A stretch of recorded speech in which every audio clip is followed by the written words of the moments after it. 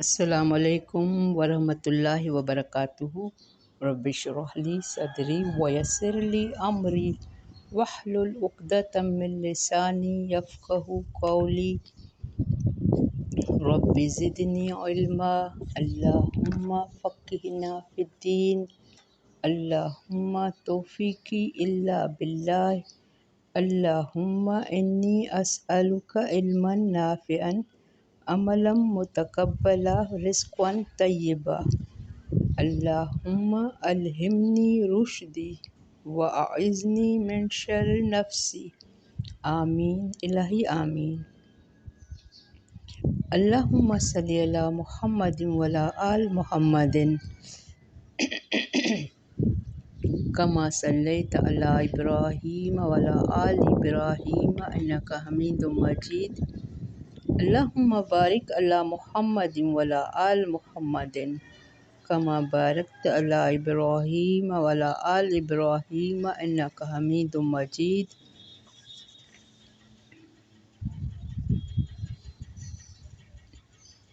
نماز دین کا ستون ہے، پلر ہے۔ جیسے ہم جگہ بناتے ہیں تو وہ پلر کے بغیر نہیں بن سکتی، اسی طرح ہمارا دین اسلام ایک عمارت ہے، اس کے 5 پلر ہیں، تو اس کا اہم پلر نماز ہے۔ اس کے بغیر ہم دین اسلام سے خارج ہوتا جاتے ہیں۔ اور حقوق اللہ میں بھی سب سے پہلے نماز کا حساب ہوگا۔ نماز جنت کی کنجی ہے۔ نماز کی ابتدا میں اللہ اکبر اور اختتام پر السلام علیکم ورحمۃ اللہ۔ تو نماز ہر حال میں ضروری ہے، نماز کی معافی نہیں ہے۔ بھلے ہم کتنے بھی بیمار ہوں، پانی نہ ہوں، اس کے لیے آج آیت آئے گی۔ آج کی آیت سورۃ المائدہ 6 آیت بہت اہم ہے۔ بہت سے لوگ کہتے ہیں کہ وضو کا حکم کہاں لکھا ہے، کس طرح وضو؟ تو جب ہم قرآن کو اچھی طرح مفہوم کے ساتھ پڑھتے ہیں تو یہ بھی ہمیں حکم نظر آتا ہے۔ تو آج کا یہ تیسرا حکم میں نے آپ کو اسٹارٹنگ میں بتایا تھا، یا ایھا الذین کہہ کے اللہ ہمیں کوئی نہ کوئی خاص حکم دے رہے ہیں، تو آج اٹینشن میں ہو جائیں اللہ ہم سے کلام میں کیا حکم دے رہے ہیں۔ تو پہلے تجوید اسٹارٹ کر رہے ہیں، اس کی بہت میننگ فل آج کی آیت ہے۔ سورۃ المائدہ آیت نمبر 6۔ اعوذ باللہ من الشیطان الرجیم۔ زیریں ہمیشہ ہم باریک پڑھیں گے، نی باللہ۔ بسم اللہ الرحمن الرحیم۔ یا ایھا الذین آمنوا اذا قمتم الی الصلاۃ فاغسلوا وجوہکم وایدیکم الی المرافق وامسحوا برؤوسکم وارجلکم الی الکعبین، وَإِن كُنتُم جُنُبًا فَاطَّهِّرُوا، وَإِن كُنتُم مَّرْضَىٰ أَوْ عَلَىٰ سَفَرٍ أَوْ جَاءَ أَحَدٌ مِّنكُم من الغائط أو لامستم النساء فلم تجدوا ماء فتيمموا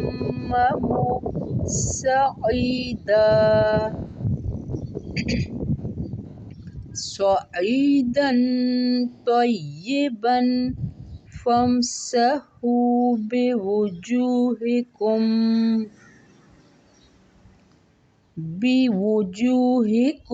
وأيديكم منه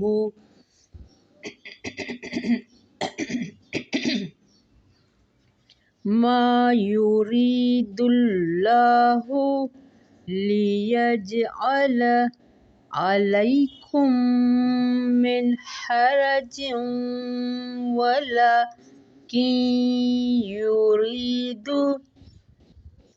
ليطهركم وليتم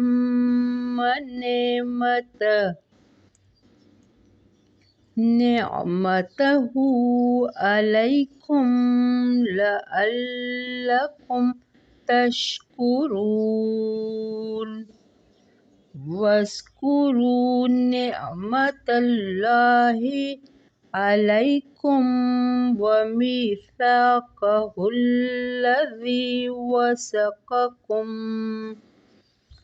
وثقكم به إذ قلتم سمعنا وأطعنا واتقوا الله إن الله علیم بذات الصدور۔ بارک اللہ فی۔ ہم یہاں اسٹاپ کر رہے ہیں، دونوں آیتیں ایک سے جڑی ہوئی ہیں۔ ہم نے اللہ سے عہد الست کر رکھا ہے کہ ہم نماز پڑھیں گے، اللہ ہمارا رب ہے، لیکن ہم یہاں آ کے نافرمانی کر رہے ہیں۔ اس کی آیت ہمیں اچھی طرح سمجھنا ہے۔ یا ایھا الذین آمنو، اے لوگو جو ایمان لائے ہو، اذا قمتم، جب تم کھڑے ہو تم۔ اب قمتم قیام کرنا، یہ صرف یہ نہیں ہے کہ ہم نماز پڑھو، یہ نہیں حکم ہے۔ نماز کا قیام بالکل شرائط کے ساتھ، ٹائم بھی ہو، پاکائی صفائی بھی ہو، طہارت ہو، ہر چیز۔ جب تم نماز کے لیے ارادہ کرو، تم یعنی جب تم کھڑے ہو تم ارادہ کرو، قیام کرو، الی الصلاۃ، طرف نماز کی۔ صلاۃ دعا کو بھی کہتے ہیں۔ الی الصلاۃ فاغسلوا، تو تم دھو لو، تم کیا؟ اپنے اعضاء کو۔ یہاں وضو کا حکم دیا جا رہا ہے، تو ہمیں اٹینشن میں ہو جائیں۔ اللہ ہم سے نماز صرف ایسے ہی نہیں ہے، کبھی کبھی ہمارے جسم میں سے بو بھی آ رہی ہوتی ہے، ہم سمجھتے ہیں بس ہم نے وضو کر لیا، نہیں، طہارت پوری طرح، کپڑے بھی صاف ہوں، جگہ بھی صاف ہو۔ ایک جگہ لکھا ہوا ہے سورۃ اعراف میں ہے شاید، کہ ہر نماز کے وقت زینت اختیار کرو، ہر نماز کے وقت، کیونکہ ہم اللہ کے سامنے کھڑے ہو رہے ہیں۔ کبھی اگر ہم کسی بڑے آدمی کے سامنے کے لیے جانا ہوتا ہے تو ہم اچھی طرح خوشبو لگا کے تیار ہو کر جاتے ہیں، تو اللہ کے لیے اس سے زیادہ اہتمام اللہ یہاں نماز کی حدیں بتا رہے ہیں، نماز میں کیسے کھڑے ہونا ہے، کہ فاغسلوا، تم دھو لو، تم وجوہکم، اپنے چہرے کو۔ کتنی دفعہ؟ 3 دفعہ۔ یہ میں منہ دھونے یعنی ایک دو یا 3 مرتبہ دونوں ہتھیلیاں دھونے، کلی کرنے، ناک میں پانی ڈال کر جھاڑنے کے بعد، جیسا کہ حدیث میں ہے۔ وَأَيْدِيَكُمْ، اپنے ہاتھوں کو، إِلَى الْمَرَافِقِ، کہنوں تک۔ یہ ہمارے نہیں ہوتی ہے کہنیاں، تو ان کے یہ اچھی طرح۔ وَامْسَحُوا، اور مسح کر لو، بِرُؤُوسِكُمْ، اپنے سروں کا، اپنے سروں کا، سر ہوتے ہیں نا، اس کو مسح بھی کرنا ہے، تو مسح پوری طرح۔ اچھا، حدیث میں ہے کہ منہ دھونے مسح پورے سر کا کیا جائے، جیسا کہ حدیث سے ثابت ہے۔ اپنے ہاتھ آگے سے پیچھے گدی تک لے جائے اور پھر وہاں سے آگے کو لائے جہاں سے شروع کیا تھا، اس کے ساتھ کانوں کا مسح کر لے۔ اگر سر پر پگڑی یا عمامہ ہو تو حدیث کی رو سے موزوں کی طرح اس پر بھی مسح جائز ہے، یہ صحیح مسلم میں ہے۔ مسح ایک مرتبہ اسی طرح کرنا کافی ہے۔ اور پاؤں کے بارے میں آگے آ رہا ہے وَأَرْجُلَكُمْ، اپنے پاؤں کو دھو لو إِلَى الْكَعْبَيْنِ، ٹخنوں تک۔ اب یہ ارجلکم کا وضو یعنی اپنے پیر ٹخنوں تک دھو، اگر موزے یا جرابے پہنے ہوئے ہیں بشرطیک وضو کی حالت میں وہ پہنے رکھے ہوں تو حدیث کی رو سے پیر دھونے کی بجائے جرابوں پر مسح بھی جائز ہے۔ یہ بھی آپ آج کل سردیاں آ رہی ہیں، یہ نوٹ کرتے جائیں۔ وَإِن كُنتُمْ جُنُبًا، اگر ہو تم حالت جنابت میں، فَطَہَّرُوا، تو خوب پاک ہو جاؤ، یعنی تم نے اپنی بیوی سے ہم بستری کی ہے تو اب اچھی طرح ایک ایک عضو کر اچھی طرح پانی پھیرنا ہے۔ طہارت نصف ایمان ہے، ہمیں طہارت یہاں توبہ گناہوں کی طہارت ہے، تو اللہ نے ہمیں جیسا حکم دیا ہے، جیسے ہم اللہ کی اگر قرب چاہتے ہیں تو ہمیں ویسی نماز، ویسا غسل، ویسا وضو، ویسے ہی عبادت کرنی ہے۔ اللہ یہاں حکم دے رہا ہے وَإِن كُنتُم مَرْضَىٰ، ابھی غسل کے بعد اللہ نے کہا کہ پاک ہو جاؤ، لیکن اگر کوئی بیمار ہے یا کوئی سفر میں ہے، کسی کو پانی نہیں مل رہا، بہت ٹھنڈ ہے، ایسی ٹھنڈ کہ پانی جم رہا ہے، ایسی ٹھنڈ میں، او جاء احد منکم من الغائط، یا آیا ہو کوئی تم میں سے قضائے حاجات سے، اب یہاں کن کن حالت میں ہم پر وضو غسل واجب ہے؟ او لامستم النساء، یا چھوا ہو تم نے عورتوں کو۔ اب یہاں چھوا ہو کا معنی ہے شہوت کے ساتھ ہاتھ لگانا، اس طرح اگر تم نے چھوا ہے تو تم پر غسل وضو واجب ہو جاتا ہے۔ او لامستم النساء، اور چھوا ہو تم نے عورتوں کو، فلم تجدوا ماء، پھر نہ تم پاؤ پانی، اگر اتنی یہ ساری کنڈیشن آ چکی ہیں تمہارے پاس، اوپر جیسے پڑھا ہم نے، تو پھر اگر تمہارے پاس پانی نہیں ہے تو فَتَيَمَّمُوا صَعِيدًا، تو تم تیمم کر لو مٹی سے، مٹی پاک ہو، صعیداً طیباً۔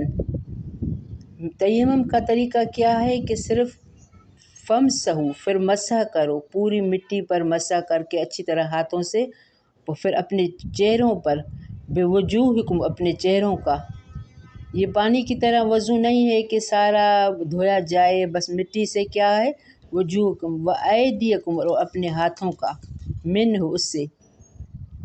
اب یہ اللہ نے آسانی کیوں فرمائی؟ اس کے لیے بھی آتا ہے کہ ایک مختصر حدیث ہے کہ تیمم کا طریقہ سورۃ نساء میں گزر چکا ہے، صحیح بخاری میں اس کی شان نزول کی بابت آتا ہے۔ ایک سفر میں ایک مقام پر حضرت عائشہ رضی اللہ عنہا کا ہار گم ہو گیا، جس کی وجہ سے وہاں رکنا پڑا۔ صبح کی نماز کے لیے لوگوں کے پاس پانی نہ تھا، تلاش ہوئی تو پانی دستیاب بھی نہیں ہوا۔ اس موقع پر یہ آیت نازل ہوئی جس میں تیمم کی اجازت دی گئی۔ حضرت اسید بن حضیر رضی اللہ عنہ نے اس آیت سن کر کہا کہ اے آل ابو بکر، تمہاری وجہ سے اللہ نے لوگوں کے لیے برکتیں نازل فرمائی ہیں، اور یہ تمہاری کوئی پہلی برکت نہیں ہے، تم لوگوں کے لیے سراپا برکت ہو، اس لیے تیمم کی اجازت مرحم فرمائی۔ تو یہ آیا اس وقت جب پانی کی قلت محسوس ہوئی۔ یہاں اللہ ہمیں اس لیے آیت یہ کہی کہ نماز کسی حالت میں معافی نہیں ہے، اگر ساری کنڈیشن بھی ہوں، تم نے عورت کو بھی چھوا ہے، جنابت میں بھی ہو اور واش روم سے بھی ہو کر آئے ہو، پھر بھی ہم مٹی سے اپنے آپ کو پاک کر سکتے ہیں۔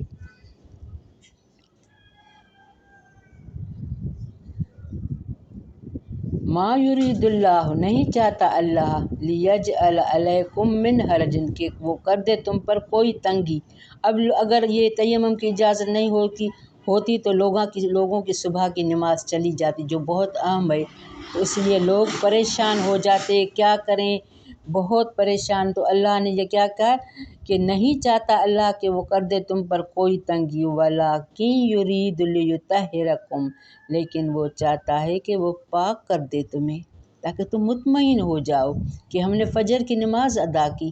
اللہ نے دیکھو یہاں کتنی آسانی کر دی، وہ بھی سفر میں تھے بی بی عائشہ والے، اور یہاں اللہ نے سفر میں اجازت دی ہے، کن تم مردہ او اللہ سفرن ولیکن یرید لیطہرکم، لیکن وہ چاہتا ہے کہ وہ پاک کر دے تمہیں، ولیتم نعمتہ، تاکہ وہ پورا کر دے اپنی نعمت کو۔ یعنی اللہ نے ایک دین اسلام، یہ نعمت یہاں کیا ہے؟ دین اسلام ہے، تو اللہ نہیں چاہتا کہ دین اسلام کا کوئی بھی رکن اسلام سے تمہاری طرف سے خارج ہو جائے۔ طہارت اللہ نے اس لیے کتنی آسانی کری ہے علیکم، نے اپنی نعمت کو تم پر، لعلکم تشکرون، تاکہ تم شکر ادا کرو۔ اس لیے حدیث میں وضو کرنے کے بعد دعا کرنے کی ترغیب ہے۔ شکر کیا ہے؟ اللہ سے دعا، اللہ تمہارا شکر ہے تم نے مجھے پاک کیا، اور اس کے لیے بھی دعا سے کرنا چاہیے، باہر آ کر فغفر لنا، بخشش مانگتے ہیں۔ وضو کی بھی دعائیں ہیں وضو کرتے ہوئے، اور اللہ ایک ایک وضو کو جب ہم پاک کرتے ہیں تو اللہ ہمارے لیے وہاں گناہوں کی معافی کرتا ہے۔ اگر ہم چہرے کو پاک کرتے ہیں، ٹخنوں کو، پاؤں کو کلی کرتے ہیں، تو وہاں سے ہمارے سارے گناہ دھلتے جاتے ہیں۔